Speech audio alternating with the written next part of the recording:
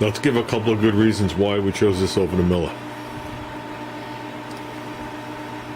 I'm going to say the number one reason right off the bat. Number two. 1 and 2. 1, the Miller machine was an inverter, not a transformer. You're talking about the 255, not the 252. We're talking about the 255, which is supposed to be this competitor. Yeah. New competitor. New competitor. They're both new machines. It was an inverter, not a transformer machine. The cart to make it into this, instead of it being just this and me dragging it on the floor with a hand truck, is close to $400. Okay.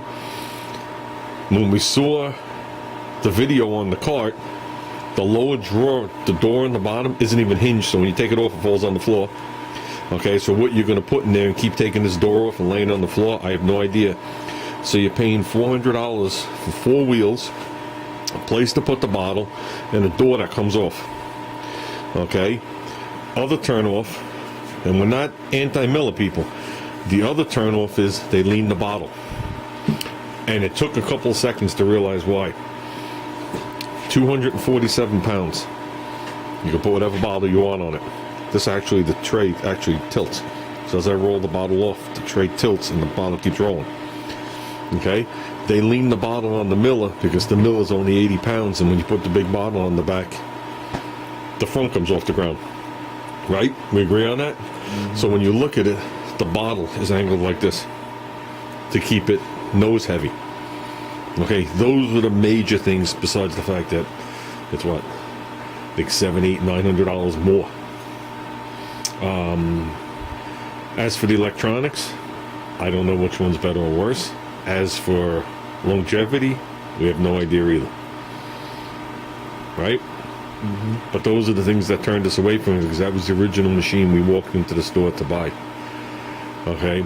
But once we realized the deal with that cart, okay, that's actually embarrassing in my eyes. That's actually embarrassing that it doesn't. It should be the machine. If you want to make a separate cart, meaning the machine only goes this big in the cart to make it into a real machine, it should be part of the package. To pay the additional money is absolutely ludicrous. Ludicrous. And like I said, we know this and the Miller definitely have a good reputation. So, but that's the reason we chose this over the Miller. And I think other people, I'm not going to say they're going to choose this over the Miller, but I think other people are going to realize that deal with the cart. It's even deceiving when you look in the half-an-inch thick brochure for everything, that it does not come with that cart. You got to read the fine print. And I don't think it should be in the fine print. I think it should be with the machine. No ifs, ands, or buts. Because what are you going to do? No option. What are you going to do with a 90-pound machine that's only this tall? Okay, that means you got to buy some kind of cart. Either you buy the correct cart. 90 pounds is heavy. That ain't 40 pounds. You can't. I remember humping the 40-pound e-stuff to the warranty place. I can't imagine humping that somewhere. No, but the point is if you're in a shop environment, not a mobile environment, if you're in a shop environment, what are you going to do with the machine? That means you have to get a cart. So either you're going to buy the $400 Miller cart that fits it perfectly with the leaning bottle, or you're going to go to the store and you're going to buy some kind of rolling cart. Okay, and still spend some money. Okay, and have the thing weeble and wobbling, because all the mobile carts weeble and wobble. So, if it sounds like we're nitpicking, I don't know. I don't think we nitpick the crap out of both of them. Yeah, I think all the other machines I love. I just think that machine, they missed something there with all that. And they also have the 255 Millermatic, which is the same setup with the optional cart, but it does scratch start TIG, which I didn't care for, and it did stick welding.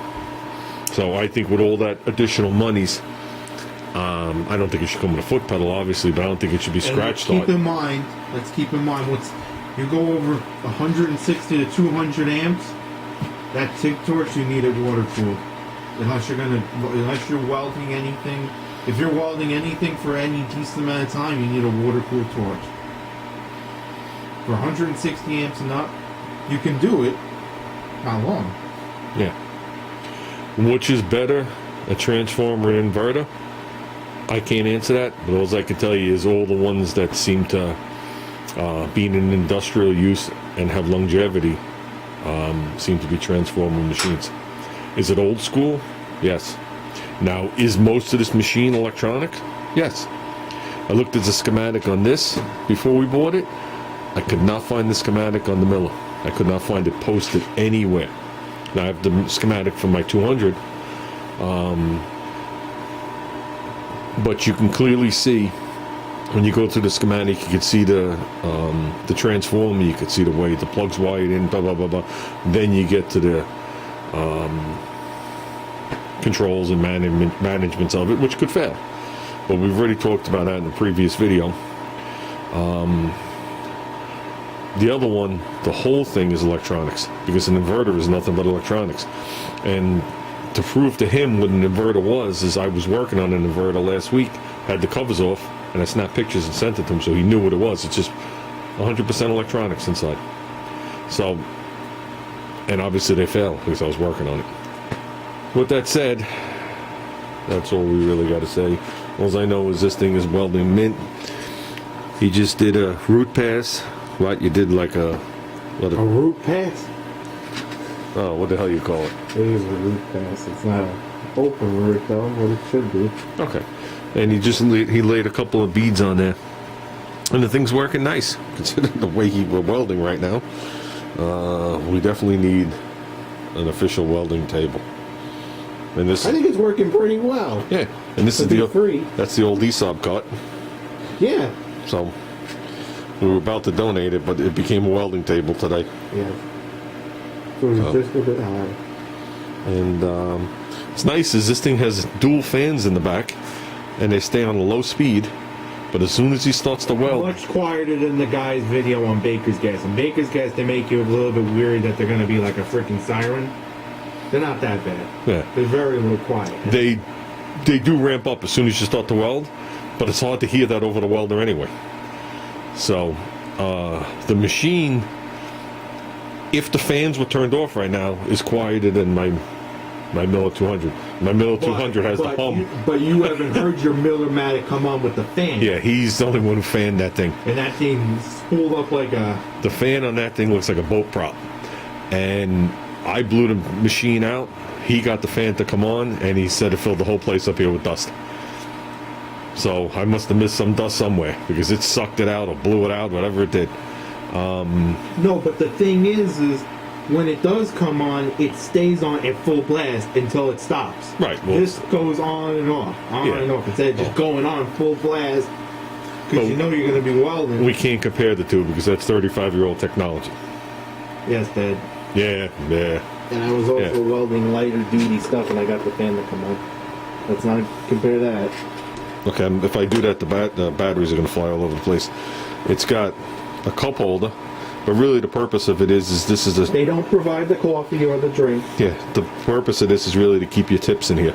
When you open it up, it's, a deep little well to keep your tips in. Has a place to hang your hose, hang the gun wire and the gun.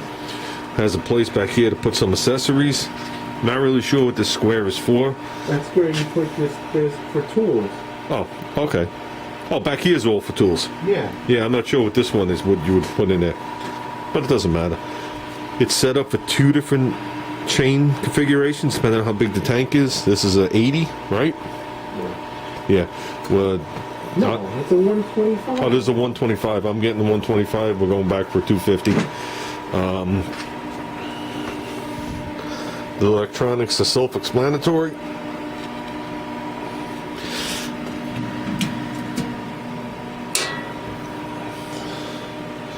And that's pretty much it. They supplied us with 10 pounds of wire, and they supplied us with extra tips, which was very nice. And like I said, they took care of us big time. There was no need to buy this thing online. So we went there, we unboxed it with them. Obviously it was brand new. and they helped load us in the van. So everything seems well. Has this for different width spools. That went to that the 44 pound. Yeah. So depending on what size spool you put on it, this thing just does it just fine. You put it in the groove and call it good.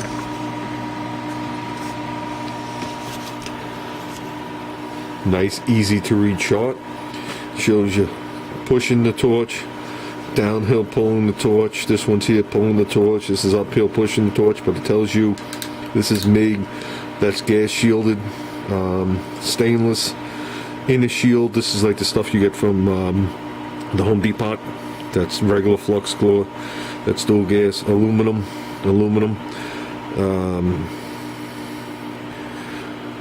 And it just breaks it down real easy for you. The gauge, the settings if you want to go manual mode.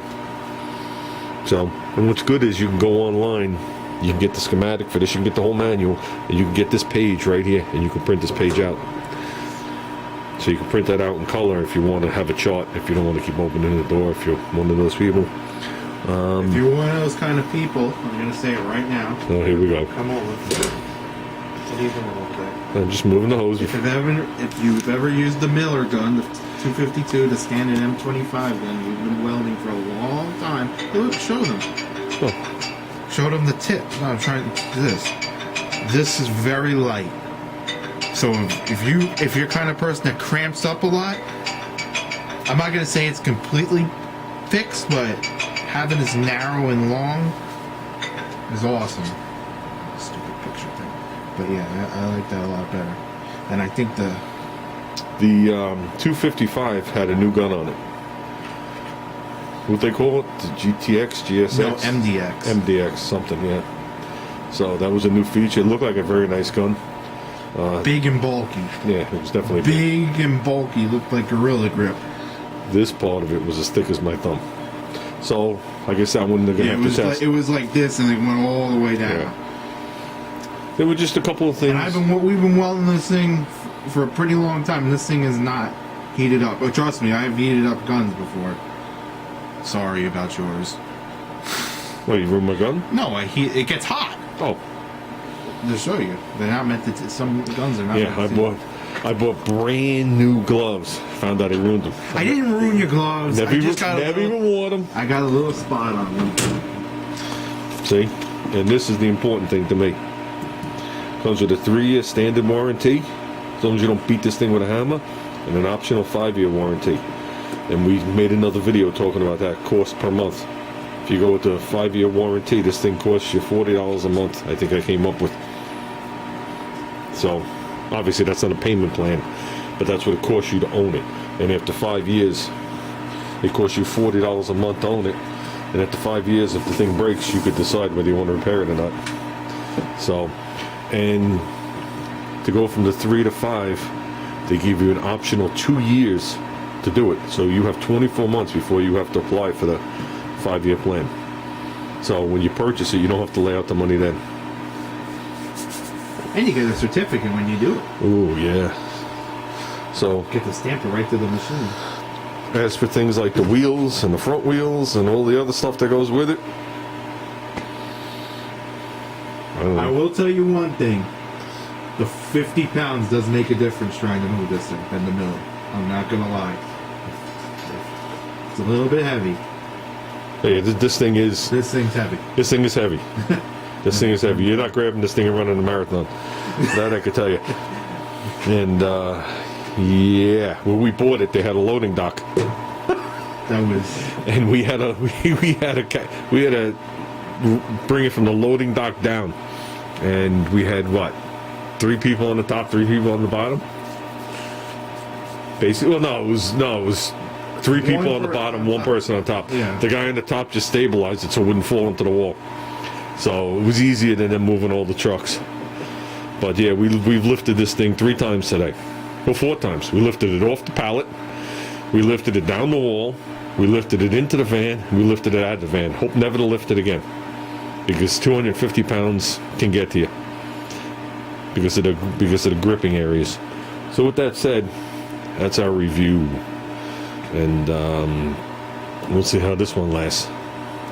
So, and last but not least, what's the bonus feature on this machine? I'm looking right at it.